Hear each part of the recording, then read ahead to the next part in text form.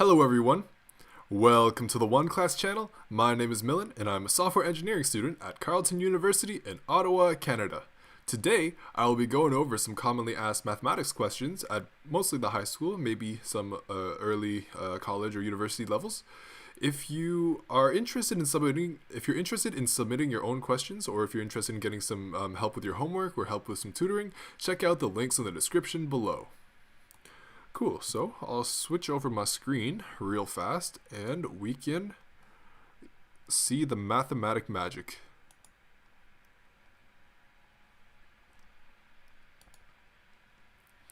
Okay, so this is the first question that we have on the menu today, and it is asking us, what is the square root of 169?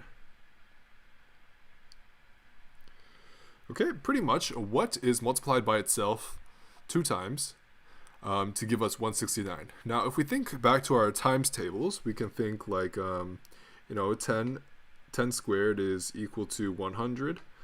11 squared, that is 121.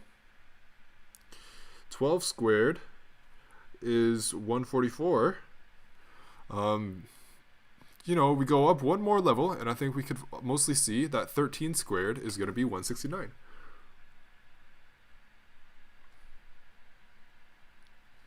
Okay, so that would stand to reason, right? That the answer to this is just 13, right?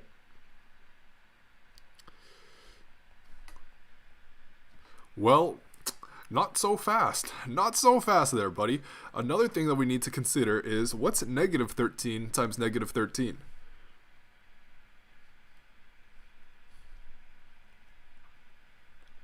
Well, it's the magnitude is going to be the same as positive 13 times positive 13. So the magnitude here is going to be the same as 169, and the negatives, they neutralize each other in this calculation here. But it is perfectly reasonable to say that 13 squared is equal to negative 13 squared, which is equal to 169. It's important to keep in mind that negative numbers can be multiplied together as well, and they will give us a positive number. And if we take the square root to show that these two are both possibilities, we want to add this plus minus symbol here, okay? This is very important. Sometimes if you forget the fact that there is a negative version of this and a positive version of this, it can be quite problematic. A lot of the times you're only going to need to use one, and then it should be fairly obvious from your situation which one is appropriate. But stay ready, because plus minus, there's going to be a positive 13 and negative 13 can multiply together to get 169, which is why 169, anytime you do a square root, you're going to need that plus minus in general. Okay, so the above solution should mention how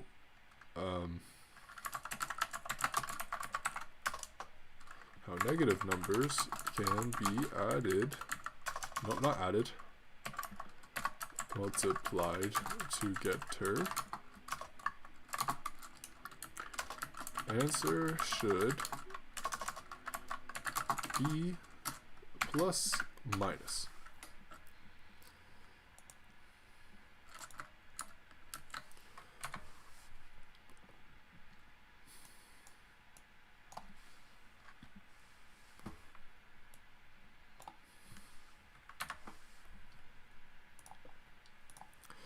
Okay, so this is the next question that we have on the menu today.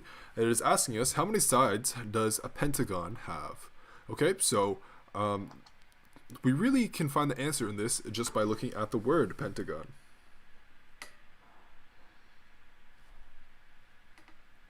The Pentagon. If you've ever seen the U.S. government building called the Pentagon, that could also be a nice clue if you want to think about that. But the word penta comes from Latin for 5.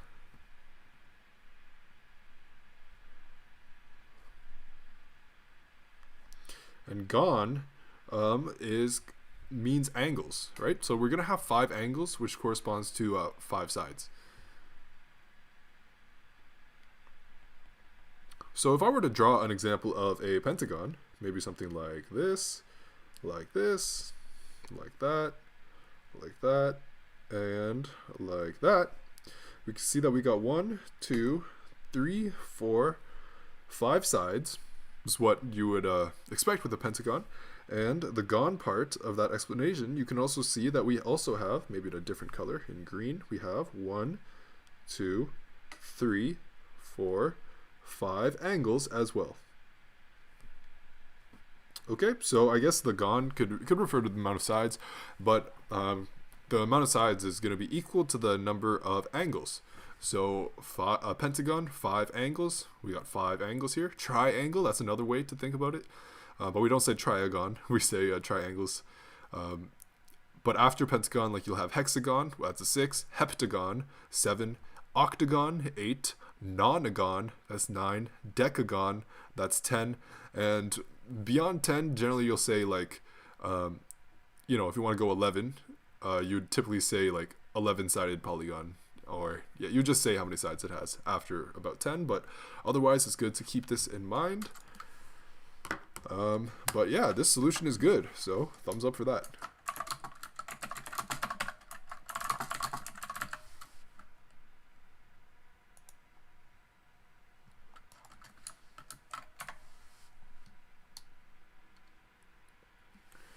Okay,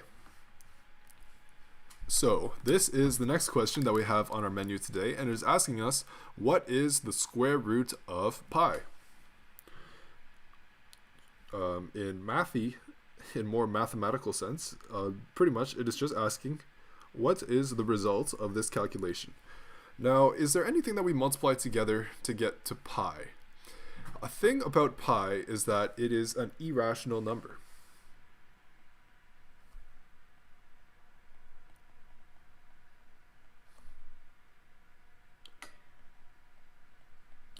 What that means is that we cannot represent pi as a ratio between two integers.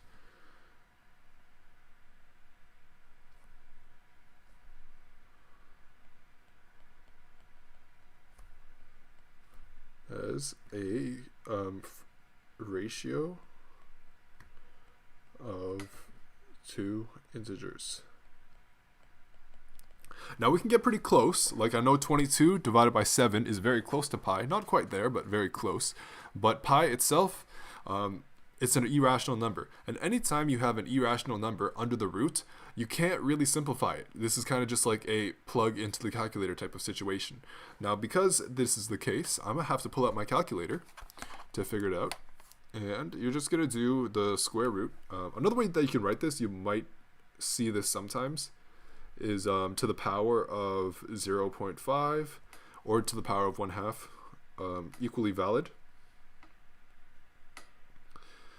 Just stay ready for these different type of notations, because in different types of situations it might be better not to use a root. It might be better to use the exponent, because you know, exponent rules are helpful sometimes. Okay, so subbing this into my calculator, the square root of pi, my calculation is 1.77245, on and on and on. Whole lot of other numbers attached after that, but you know, in general, this level of precision is probably going to be sufficient for whatever purposes that we need. I can't really think off the top of the head what type of situations that you might need the square root of pi, but in the event that you do need to calculate it, just know that, you know, you can't simplify this really. You just got to send it through your calculator, and then you will be good, hopefully. Okay, so yeah, aside from the rounding where they rounded, everything else is perfectly the same, so the above solution is good.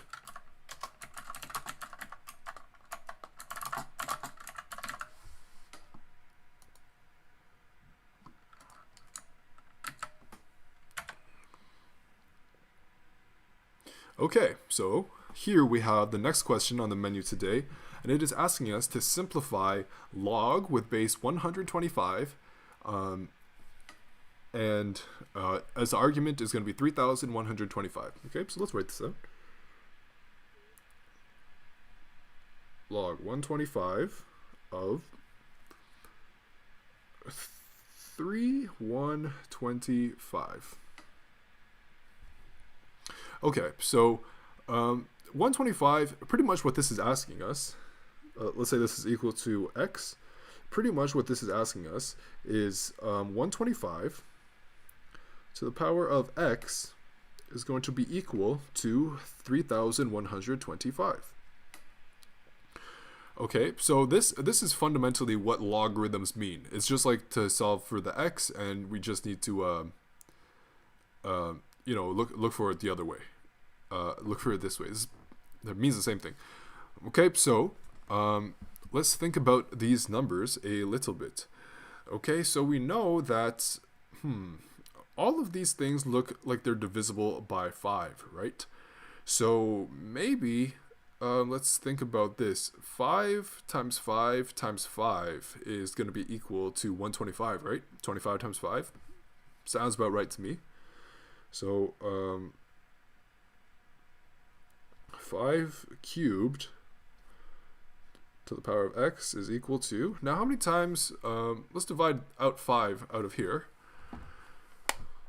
out of the right hand side. So 3125 divided by 5 is 625, divided by 5 again is 125. So this is going to be 5 to the power of 5.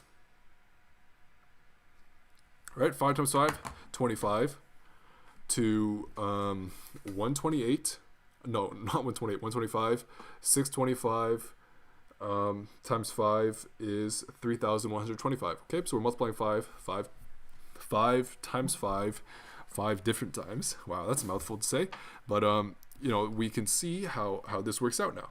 And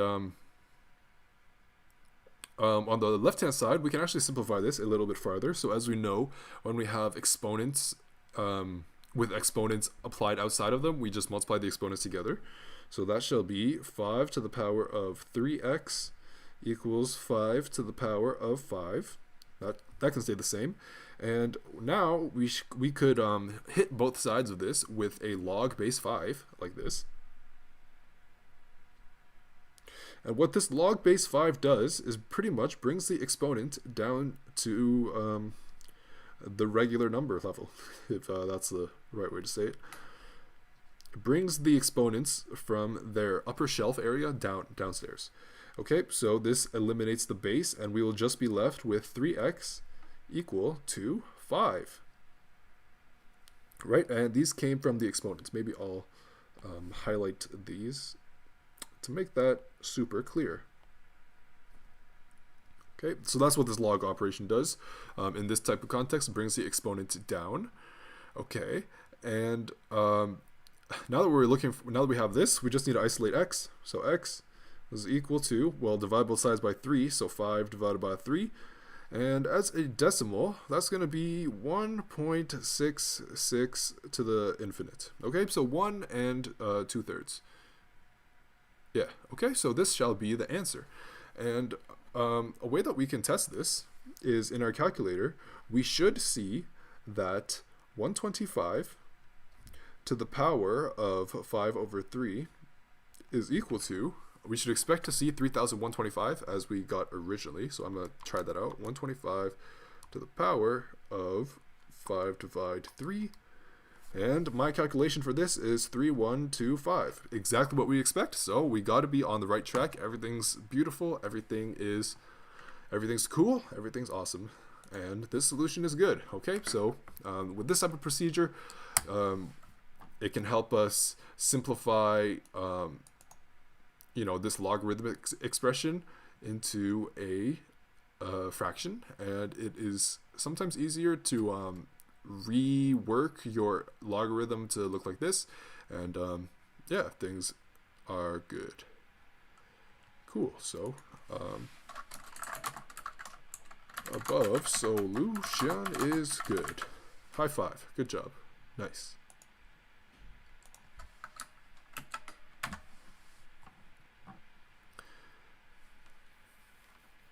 Okay, so here we have the next question on the menu today, which is some trigonometric some trigonomic stuff. Okay, so the question is asking us, we have to find the exact value of sine squared of theta and 2 cos of theta and 1/2 sine theta. All of these evaluated given theta equals 60. Okay, so maybe we could draw a triangle for this. This could help us visualize what is going on. It seems that I don't have a tool to automatically draw a right angle triangle, so I got to do it by hand. So, you know, if you're a nice person, you will pretend that these lines are perfectly straight and triangular, like this.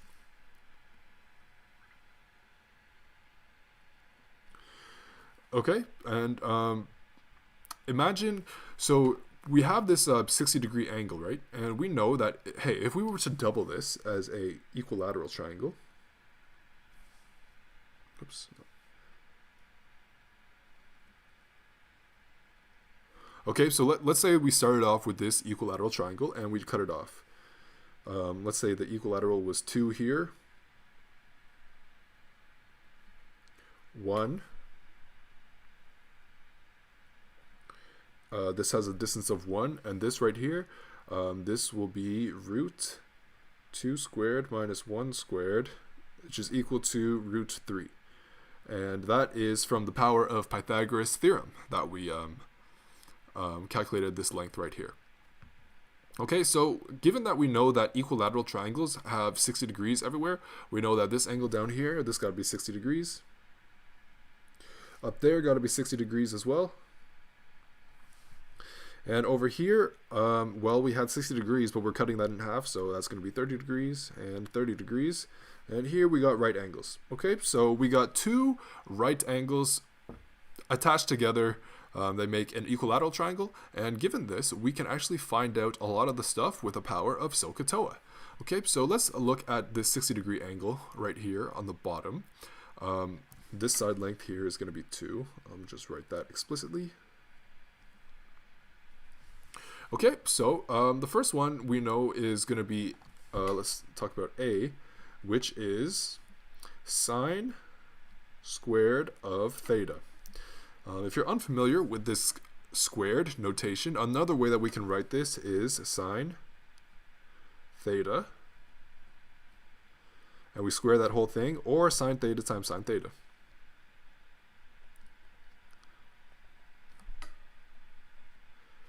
Okay, so that's fairly straightforward. Hopefully it could be fairly clear that to handle this situation, we just have to find the sine of theta and then multiply by itself. So looking at here, we know that SOHCAHTOA, we know that sine theta is equal to opposite over hypotenuse. Okay, so if this is the angle that we're looking at, the opposite is going to be over here, right? Because it's opposite to the angle, and the hypotenuse is going to be the 2. The hypotenuse, well, that's just the way that it's got to be, so it's going to be root 3 over 2. Okay, and this is equal to sine 60 degrees, and 60 is our theta. I'll write that super clearly. Okay, so given this, let's sub this into our equation here. So for our case, we have sine 60 times sine 60 degrees once again. And we know that sine 60 is equal to root 3 over 2 times root 3 over 2. Now if we continue with this expression, we could see that root 3 on the top multiplied by root 3, that's just going to be a regular 3. The roots neutralize each other. So that's just going to be regular 3 over the bottom, which is going to be 2 times 2, 4. So 3/4 is going to be sine squared of 60 degrees, or 0.75. Another perfectly valid way to write that, and this is sine squared of 60 degrees. Oh, you couldn't see that. Okay. Okay, this is the math. Yeah, cool. So I'm going to just move this ASAP fast. Whoa.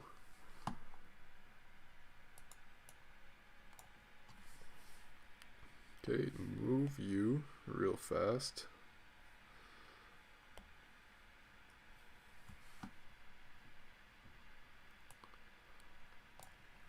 Okay, like this. Okay, so hopefully we came to 3/4. Yep, perfect. Okay, so now let's take a look at B.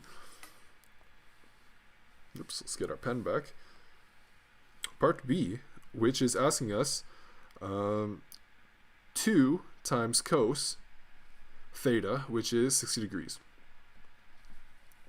Okay, so looking at our SOHCAHTOA breakdown, if we look at this 60-degree angle, we know that cos theta shall be adjacent over hypotenuse.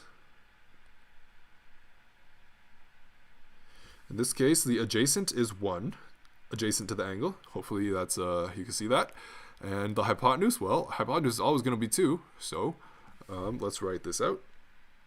So cos 60 degrees is going to be the adjacent of 1 divided by 2. Awesome. And given that, we can substitute this into here. So we'll have 2 times 1 over 2. And with some quick math, 2 halves makes 1. Okay, so this will be B. Is that the answer that we got? I hope so. And yep, precisely right. Now that's B. Now the last one that we got is sine, or 1/2 of sine theta.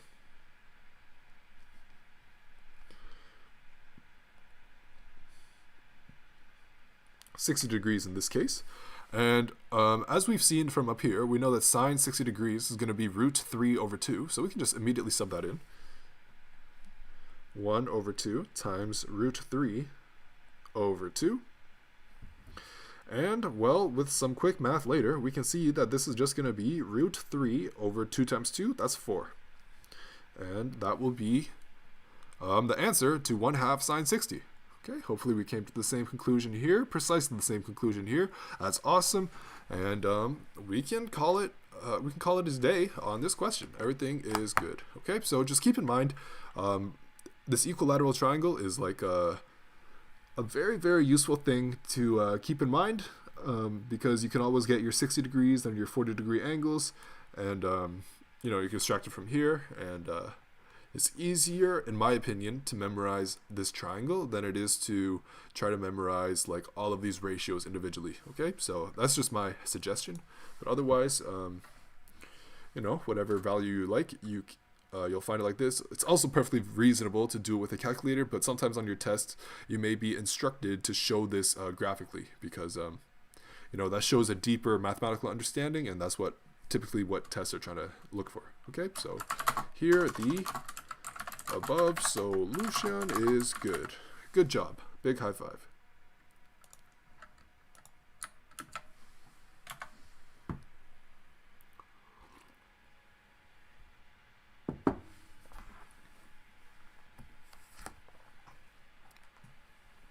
Okay.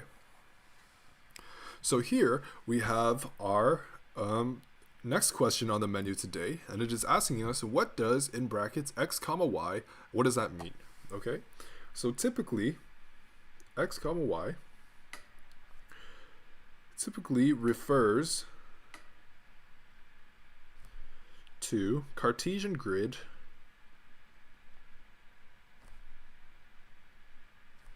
points. Okay, I think I might have a Cartesian grid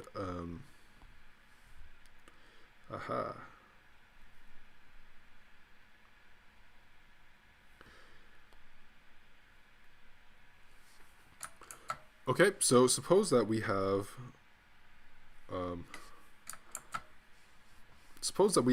this Cartesian grid here, and here we have the x direction, and here we have the y direction. You know, you might have like 1, 3, 5, like 1, 3, 5, -2, -2, like, you know, we have two perpendicular number lines, essentially, is what's going on here. So the x position here is just going to say where on the line you are. So as an example, maybe we can do our example in green. So if we have like negative 1, 3. So this means that x position is negative 1. Okay, so we look for negative 1 on the line, and when x is equal to negative 1, that's where it has to be. So it's going to be somewhere along this green dotted line, and the y position is going to be 3, positive 3. So we look for y equals 3, and we draw a line intersecting with that. Now where these 2 points intersect, this will be point negative 1, positive 3. Okay, so you can kind of see on the Cartesian grid breakdown, that's what it all looks like. So these x and y points are typically going to refer to Cartesian point on a point on a Cartesian grid. So keep that in mind. Sometimes you might even see z. So you might have a 3-dimensional situation like this.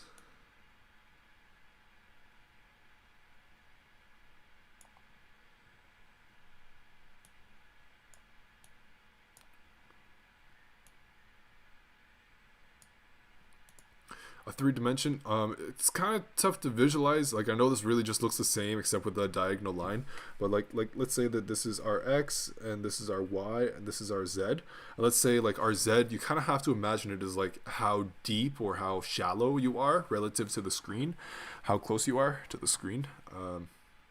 Actually, my bad, z's got to be out. Z would be out here, but you know, it's a lot tougher to draw, but here you would have like x, y, z points. And it's the same principle. You'd find like, okay, it has to be, the x value is this, so that's what, you know, you look for the intersection. Where is x equal to the x value, y equal to the y value, z equal to the z value? You'll find that point on your 3D space here, or in your 2D space if you got a 2-dimensional thing. And yeah, you would just find that. So here we have a very similar example of these Cartesian points in action. It's a very, very important mathematical concept to kind of get your head around. You see it in a lot of different areas of engineering, mathematics, and science. So especially like statistics and all that, like this is very important for many things, and also kind of like a foundation for vectors and linear algebra. Those might be foreign sounding concepts, but they might be in your future mathematics career. But otherwise, this solution is good. The above solution is good. Big high five. Good job.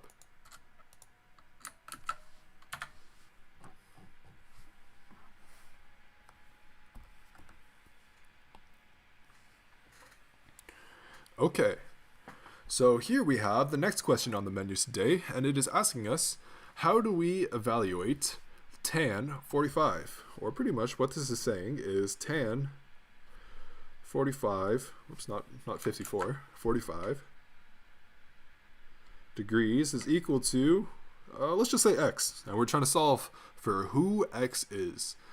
Now, let's imagine this situation right now. Now, when we're thinking about these angles, we're oftentimes thinking in terms of like trigonometry.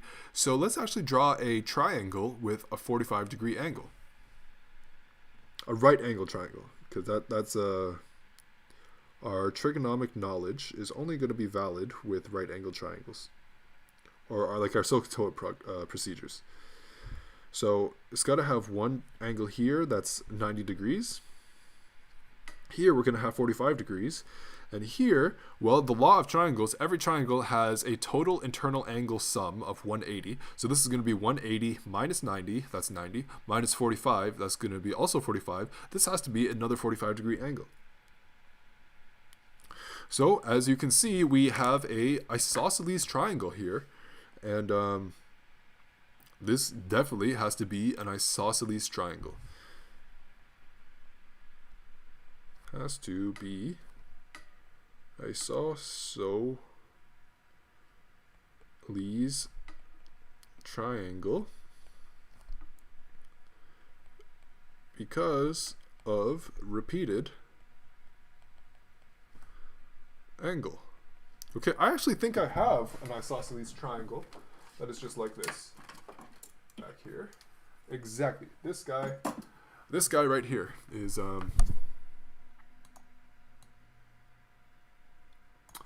Okay, so, oh, maybe it's kind of tough to see because it's transparent. But you see this triangle right here. It's got a 90-degree angle. Maybe against my hair is like where it's more visible. It's got a 90-degree angle here. And these two angles are the same. If that's 90, these two have to be 45. Okay, so this is an example of this exact triangle. So given that these are isosceles, these angles mean that these side lengths have to be the same as well. Have to be the same because of isosceles. Okay, let's call these L, the distance L, because we're already using X somewhere else, so we're going to use a different letter L. Oh, let me shrink down my camera ASAP fast. Okay, cool. So, with this given knowledge, we know that tan of theta with our SOHCAHTOA, TOA is opposite T tan O opposite A adjacent. So it's going to be opposite over adjacent. But we also know that opposite has to be equal to adjacent. And that has to be the case. Otherwise, this is not going to be an isosceles triangle. And it has to be an isosceles triangle because of that 45-degree angle. So given that we have the same number on top and the bottom, we don't even need to know what it is. It could be, this.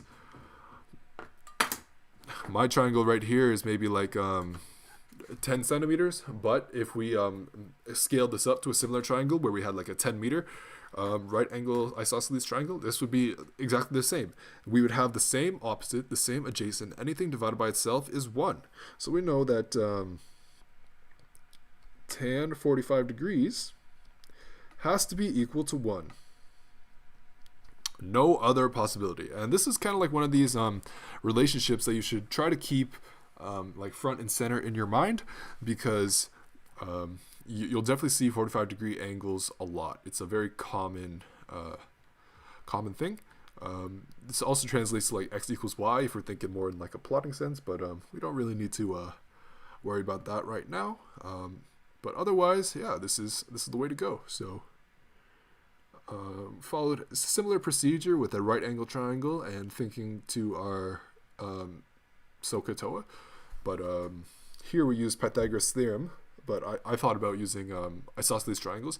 Oftentimes in mathematics, there's going to be multiple different methods that you can address problems, but you will always come to the same solution. And the beauty of math is that no matter how you come to the right answer, if you're right, no one can ever tell you that you're wrong in math. That's the beauty of it. That's kind of why I liked it, because, if you do the math good, you'll always be good. Okay, so cool.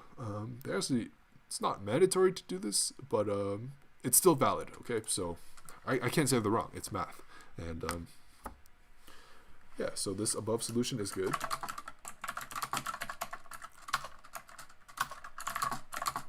Is good. Could the conclusion in an faster, shorter way though. Cool.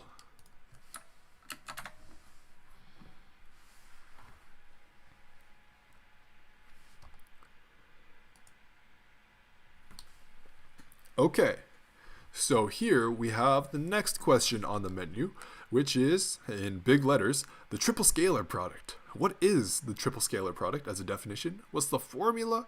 And what is an example? So the triple scalar product, I'll think of, this was the example that I was taught when I first learned about the triple scalar product. It was in the context of moments. So if you needed to find, if we have a lever attached to a something that wants to rotate, and we're trying to find out the moment, which is kind of like the torque, we will need the triple scalar product to help evaluate that. So this is very useful for mechanics and physics.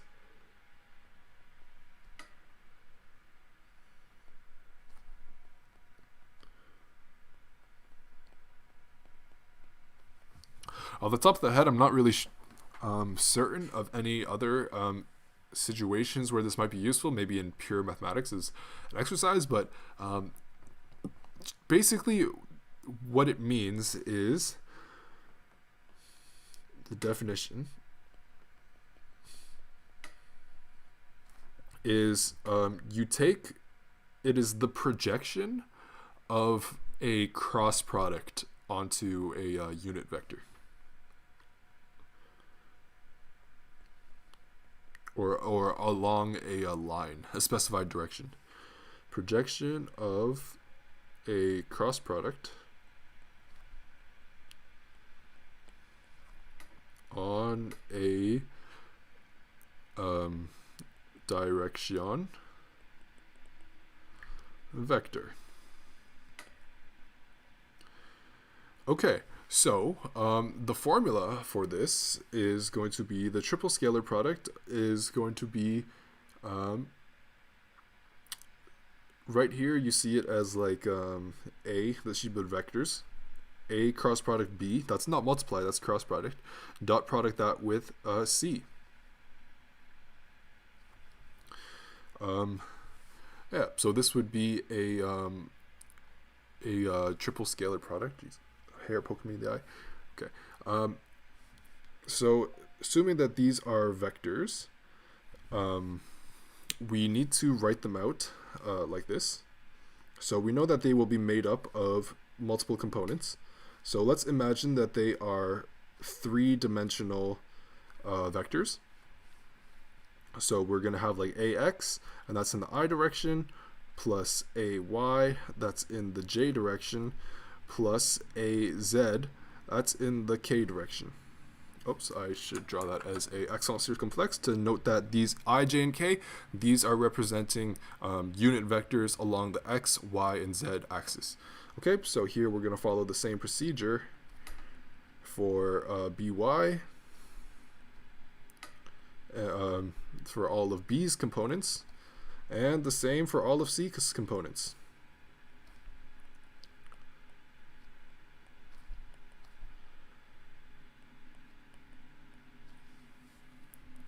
Okay, so how we can evaluate this is we could do it with a determinant.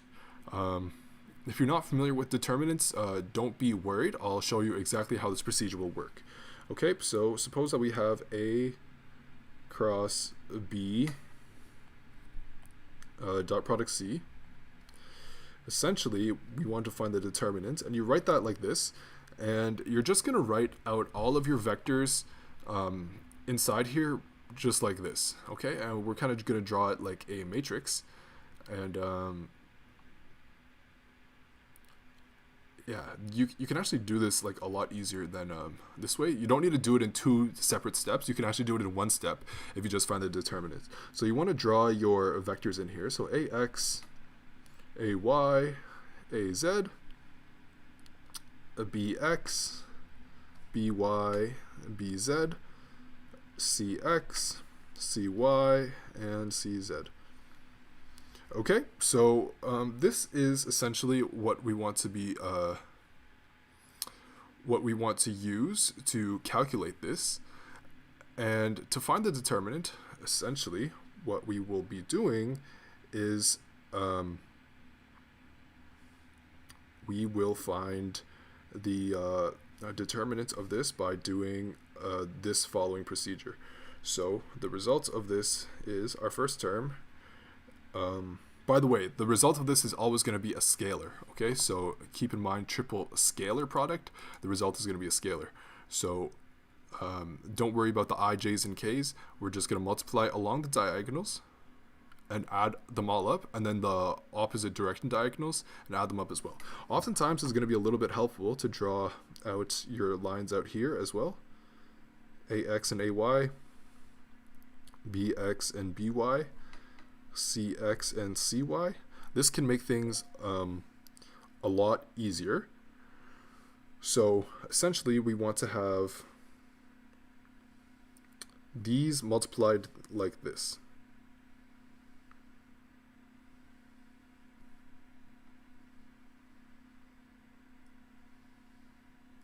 Okay, and in the other direction, maybe I'll do red for the other direction. We want to do it this way, but we're going to subtract these multiplication terms. Okay, now you see that instead of starting it at this AY right here and multiplying here, we're you know, it's going to be easier to do it like this. That's why we wanted to redraw out these terms out here.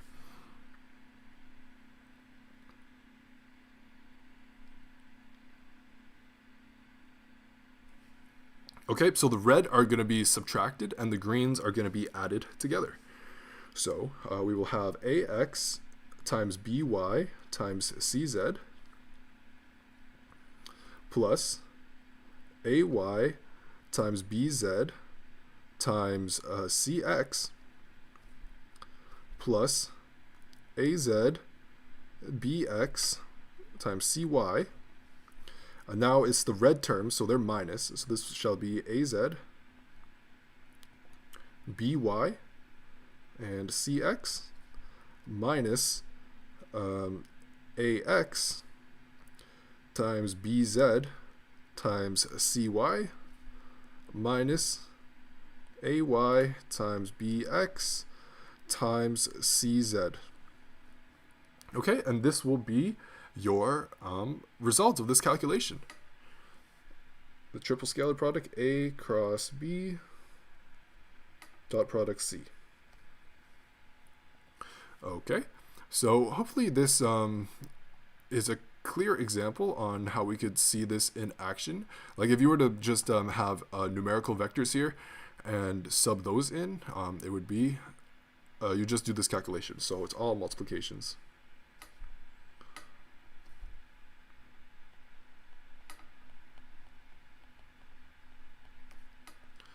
Inside the brackets. Okay, so yeah, this shall be good like that. Cool. And here, like, you could just do the cross product individually and then you dot product it afterwards, but in my opinion it's going to be a lot faster to do it like this. So faster with determinant method.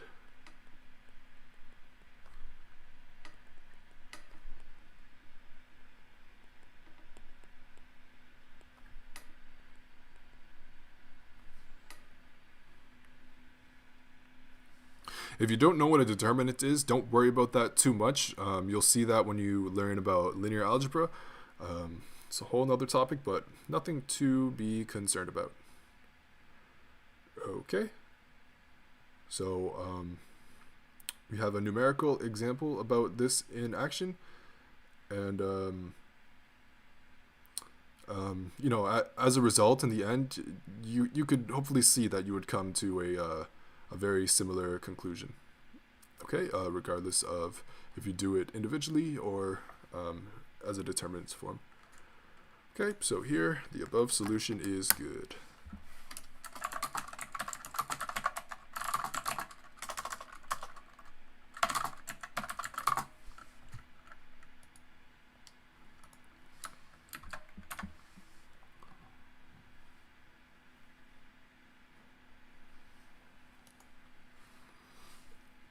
Okay, so we have this is the next question that we have on the menu today, and it is asking us to find the measure of each angle indicated, and we have to round our answer to the nearest tenth. Okay, nothing to be worried about. Let's look at our first triangle here. Got a right angle triangle, and here we have this length of 11, this is 16, and we're looking for this angle here. Okay, so as we can see here, this is going to be the opposite, and this is the hypotenuse. So if we wanted to find the angle, we can think back to SOHCAHTOA, and we know that sine of the angle is going to be equal to the opposite over hypotenuse. And in this case, 11 divided by 16. And if we wanted to find theta, well, we just do the inverse sine, arc sine, as it's also sometimes called. And let's ask our calculator that ASAP fast.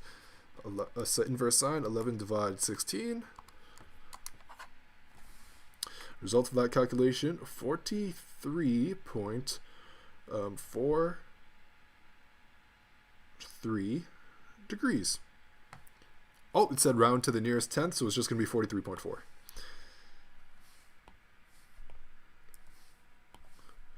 degrees. Okay, so that would address part 1, 43.4. Awesome.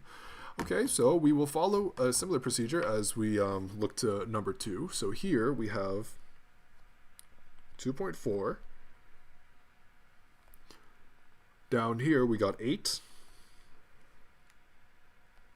Right angle triangle, and we're looking for this angle right here. So here we have the opposite to the angle. Here we have adjacent to the angle. Now, if we want to think back to our SOHCAHTOA, we know that tan is going to be related to opposite and adjacent. So let's set it up. Tan theta is equal to op over adjacent. Our opposite, in this case, 2.4 divided by 8 for adjacent. So if we want to get the angle, we take the inverse tan of 2.4 over 8. And let's ask our calculator that real fast. 2.4 divided by 8. And my calculation for this, 16.7 degrees. If we round it to the nearest 10. Okay, hopefully we got the same answer down here.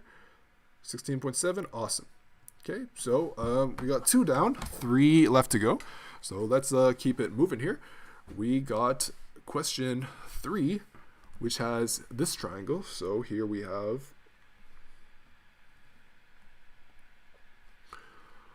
got 13 on the hypotenuse. The angle is here. That's hypotenuse. And here we have 4 on the opposite. Okay, another sine situation. Actually, we can just set this up because we know that we're going to have to do the inverse sine. This is going to be opposite over hypotenuse, 4 over 13. Okay, let's find this out real fast. Inverse sine, 4 divide 13. My answer was 17.9 degrees. Okay, fair, nice and straightforward. 17.9. Hopefully we got the same thing here. Awesome. Okay, so that was number 3, pretty fast. Now number 4, we can also go through that a little bit more quickly now that we're more familiar with this type of procedure. So here we have this triangle. We got 7.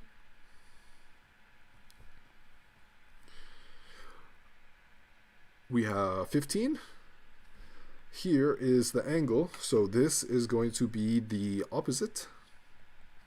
And here will be the adjacent. Okay, so to find the angle, we know that we're going to need inverse tan because tan is who's related to opposite and adjacent. Inverse tan of opposite over adjacent, 15 over 7. I expect something that's going to be bigger than 45 but less than 90. So let's figure that out. Tan 15 divide 7, or inverse tan 15 divide 7, and I got 64 degrees. So that is, or 65.0 degrees. It was 64.98, but rounded it up, 65 degrees. Hopefully we came to the same conclusion down here. Yep, awesome. And the last one is a triangle that looks like this. So our angle is here. That's our theta. We have a hypotenuse, and that's 15. And here we have a adjacent length of 11. So adjacent and hypotenuse are related through cosine. So we will need to do our inverse cos to get the angle. So it's going to be adjacent 11 over 15. Okay, so let's find that angle. Inverse cos 11 over 15. And this is 42.8 degrees. So hopefully we came to the same answer down here, 48.2. Yeah, awesome. Awesome. So, yeah, this is general procedure. The power of SOHCAHTOA and right angle triangle trigonometry. We could find all of the angles, okay? And rounding them to the proper number of digits also important, but otherwise, this solution is good.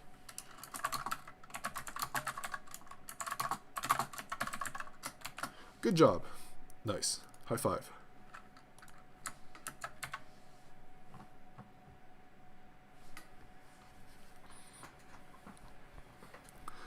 Okay, so the next question that we have on the menu today is asking us, what is a concave hexagon? Okay, so we know that a hexagon is going to be a six-sided shape.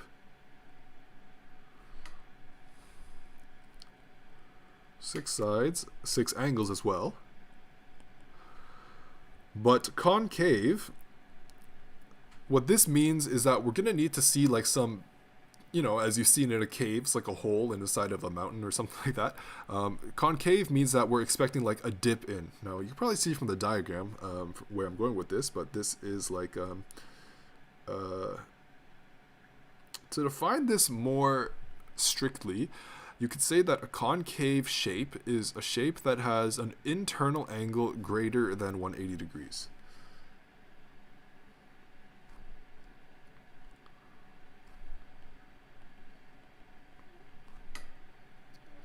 Angle greater than 180 degrees. Okay, so an example of a not concave hexagon is a not stop sign, but a hexagon like this. So you see that all these angles, all angles less than 180 degrees. So if we wanted to draw a hexagon with an internal angle greater than 180 degrees, we would need to draw it like this. So maybe that would be bigger than 180.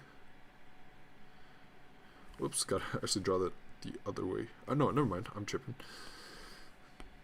So 1, 2, 2 sides, 3 sides, 4 sides, 5 sides, 6 sides. That would be an example of a concave hexagon because it has 6 sides and one of the sides is more than 180. Okay, so that is what makes us a concave hexagon, that angle right there. So you keep that definition in your mind when you think about concave shapes.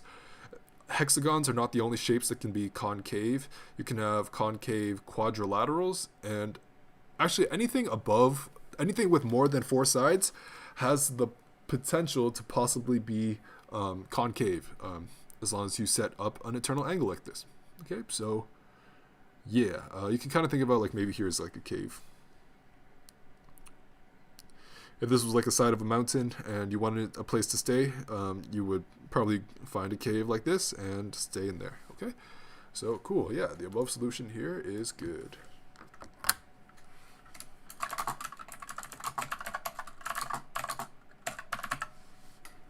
Awesome.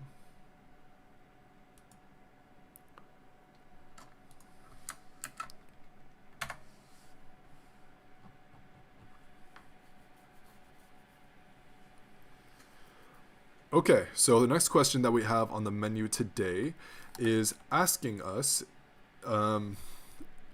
if is the sine, I think they're trying to say sine instead of since, is the sine, cosine, and tangent functions odd or even? Okay, so pretty much we just need to classify all of these functions as either odd or even. Now let's actually define what these mean, what it means to be an odd function, so and an even function. So let's start with an odd function. What it means to be an odd function is that everywhere f of x is equal to f of negative x. You could also translate as this as saying symmetrical about y-axis.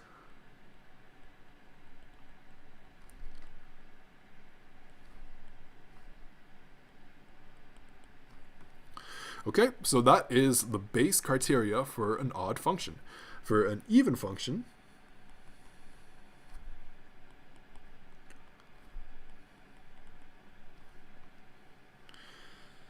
everywhere f of x is equal to negative f of negative x. Okay, so pretty much what this means is that this is rotationally symmetric. So, rotate entire function by 180 degrees, same thing. And not every function can be classified as either odd or an even function. Some functions are neither. For example, an exponential function is neither odd or even because it's different on both sides. But let's think about, let's start with sine. Okay, so if we draw a sine graph like this,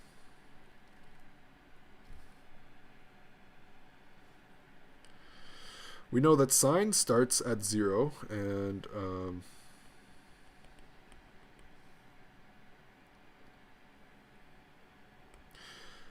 kind of goes in a pattern like this. Okay, so clearly it's not going to be an even number. So this is sine x. Clearly it's not going to be an even function because we are not symmetrical about the y-axis. But if we were to flip this 180 degrees, if you did a quick cartwheel, as you're upside down on the cartwheel, you would see that this looks exactly the same. Anytime that we have, like this value right here is going to be completely opposite, or the negative version of that value right there. And that pattern is going to continue. Like this value will correspond to this value. This 0 corresponds to this 0 over here. We can see that sine has to be an odd function.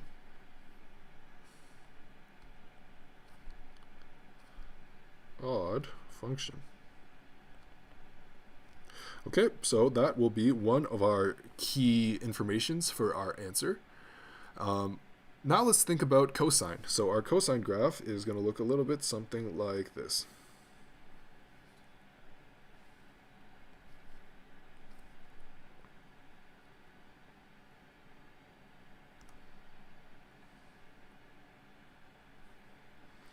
So as you can see, cosine function actually is an even function. It is perfectly symmetric.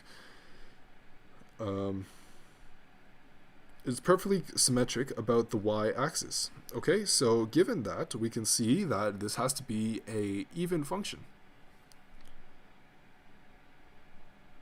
So cosine is an even function. You can actually try this on your calculator as well. And you will be able to see that anytime you sub in cos of x, if you sub in the negative version of the argument x, you'll find the same answer. Or another way that we can write this is cos of x minus cos of negative x is always going to be equal to 0.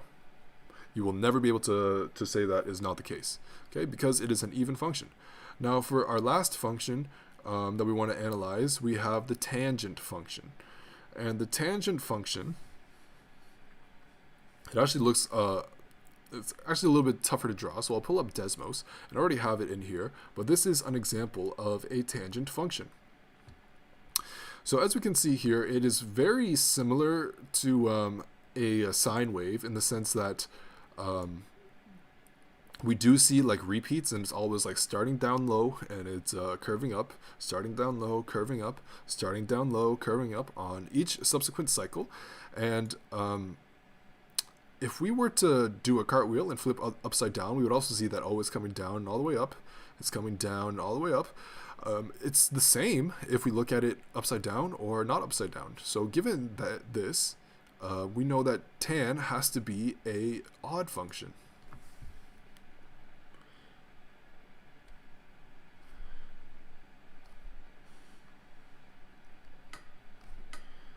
as observed graphically. Another way that we can come to the same conclusion is that tan of x is equal to sine of x divided by cosine of x, which another way of saying that is an odd divided by an even. Now, odd is going to overpower the even, so the result of this means that the result has to be odd as well. Because even, regardless of if we're on either side of the y-axis, if we have a negative input or a positive input, it's always going to be the same if you flip them. But for sine, it's not. So that property is going to lead to like a negative term out there. So the oddness is going to overpower the evenness. So tan has to be an odd function. Okay, so yeah, tan is an odd function. That's cool. So here we can say that the above solution is good.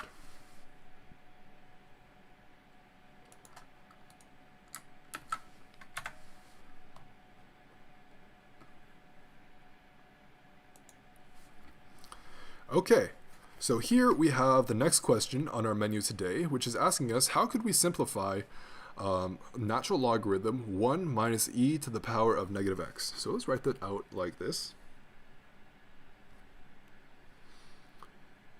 1 minus e to the negative x. Okay, so the first thing that we might want to do as we simplify is we want to convert this e to the negative x to 1 over e to the x. And that is when we do a operation like this, ln of 1 minus 1 over e to the positive x. Okay, so we are pretty much what happened here is e to the negative x is equal to e to the negative 1 times x, which is just going to be e to the negative 1. That just means send it downstairs on the fraction, and it's like this. Now the next thing that we can do is we can multiply this entire term by e to the x over e to the x.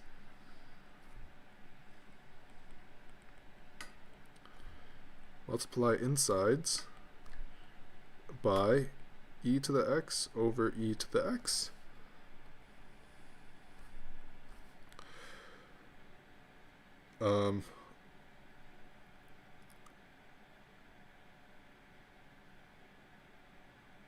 Whoops, I'm actually tripping. The next step here is right. We want multiply the insides, multiply not the insides, not all the insides, the negative 1 term by e to the x over e to the x.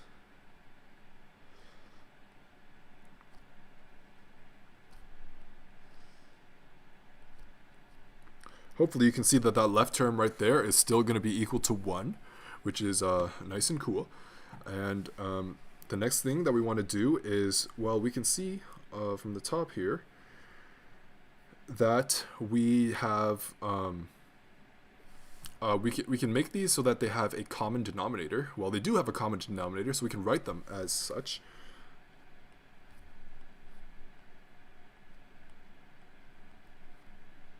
Minus 1 over e to the x.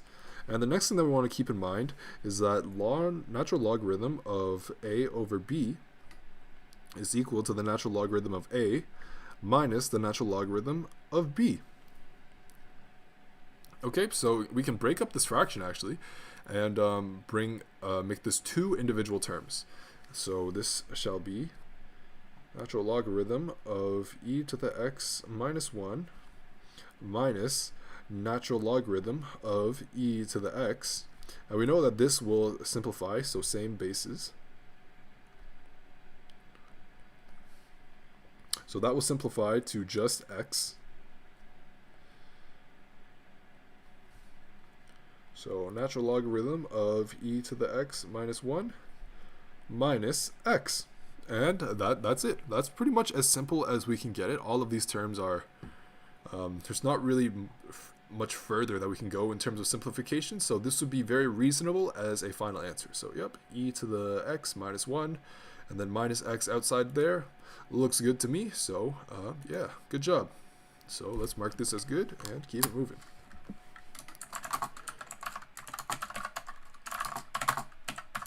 The above solution is good. Awesome.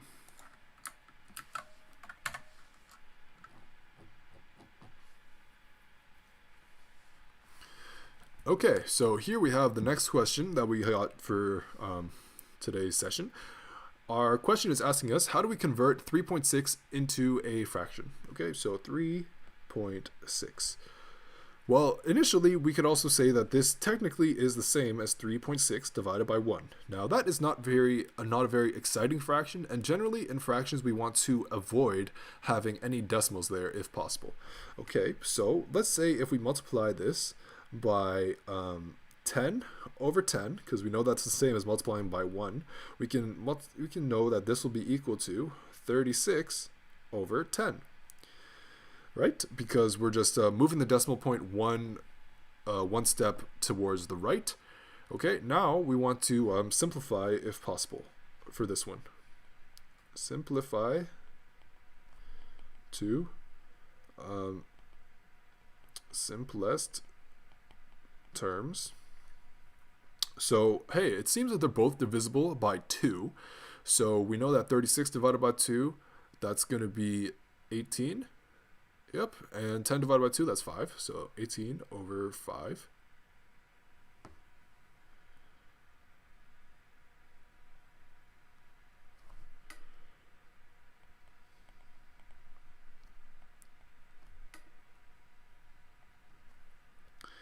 And are we stuck here?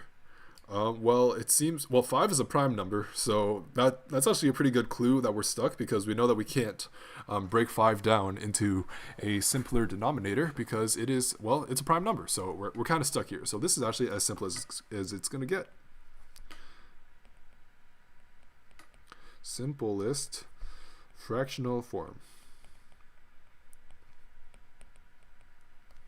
Okay, so yeah, that's came to this conclusion. Oh, another way that you can write this is 3 and 3 over 5. But in general, I'd recommend that you keep it as an improper fraction. That's going to be generally easier for you in your calculations, even though a mixed fraction is going to be easier to visualize. But improper is going to be easier to calculate with. So, but you still got to be kind of familiar with how to convert between one and the other. But otherwise, yeah, this above solution is good.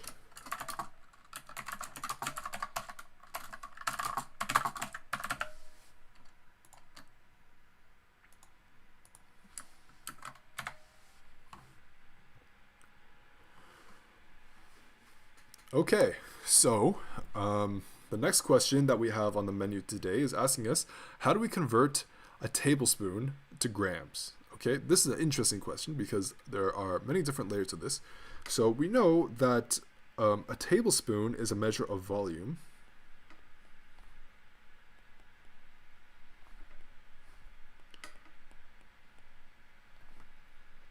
And a gram, this is a measure of mass. Mass is not weight, by the way, but you know, you'll see more of that in physics class. So first, we want to convert this to like a tablespoon to a more easy to use volume unit, and then once we have the volume, we're gonna need a density to actually know the mass. So a density value will be needed to find mass. The reason why is because, well, how much does a tablespoon of water, what's the mass of a tablespoon of water? That's going to be like maybe 15 grams. But a tablespoon of liquid metal is going to be significantly heavier than that, right? It's going to be a lot more in terms of grams. And, well, a tablespoonful of gas, even though you might not see that there's anything inside it, but it could still be like a tablespoonful of gas. That's going to be much less in terms of grams than like a tablespoon of water. So the density is very important. We can't directly just convert volume to mass. They have to be related through density. So a tablespoon is to do a unit conversion. They're saying 1 tablespoon in this question, but let's actually be more general so that we can apply the same principle no matter how many tablespoons they ask us to do. So here we're going to have x tablespoons. I want to do like a unit cancellation type of process.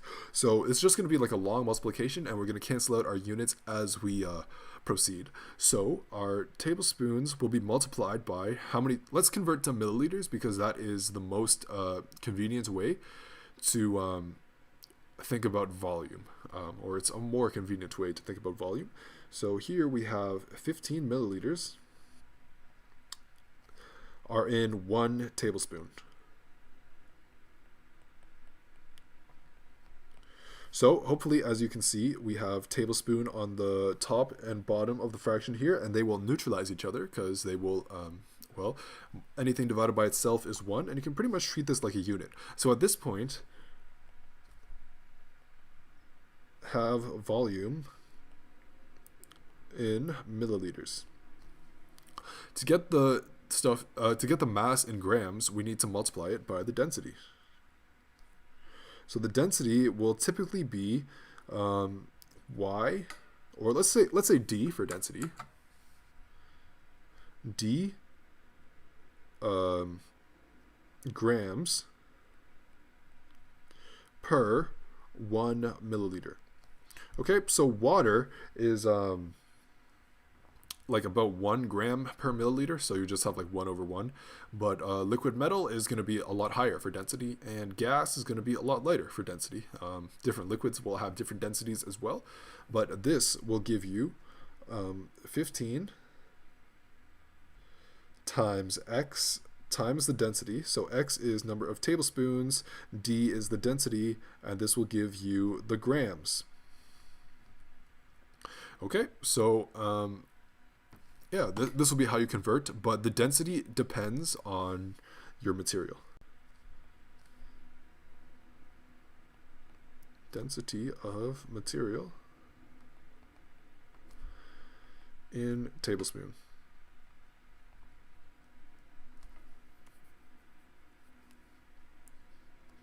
Here we got the original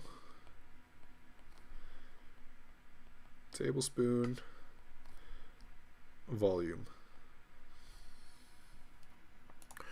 Okay, let me just scroll down. Okay, so everyone can see that, and yeah, this would be how you could convert it. Okay, so here in here we're using the example of water. I think, yeah. So this is only really valid for when we have water, but with other substances, it could be very different in terms of densities. So the above solution is good. Is good, but would be better with a more general answer that depends on the density of the given substance.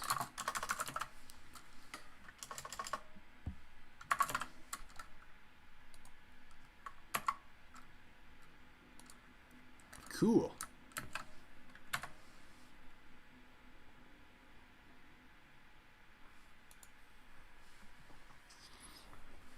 So the next question that we have on the menu today is presenting the following situation. So we have x, which is crossing through 2 parallel lines y and z, and we are trying to figure out what is the value of this x. I mean, let's just call that chi instead, for the Greek letter chi, that looks like x.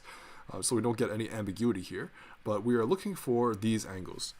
Now, a fundamental law that I want to present to you is that whenever you have 2 parallel lines, maybe like this, whoops, that, okay, it helps when the lines are straight.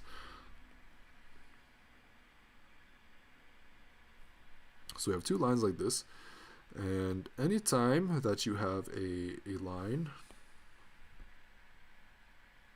that traverses them this way, you will see that this angle and this angle are the same. And in a different color, maybe green, this angle and this angle are the same. Also here, and for the red, also here, and also here. So, with parallel lines, with a line intersecting parallel lines,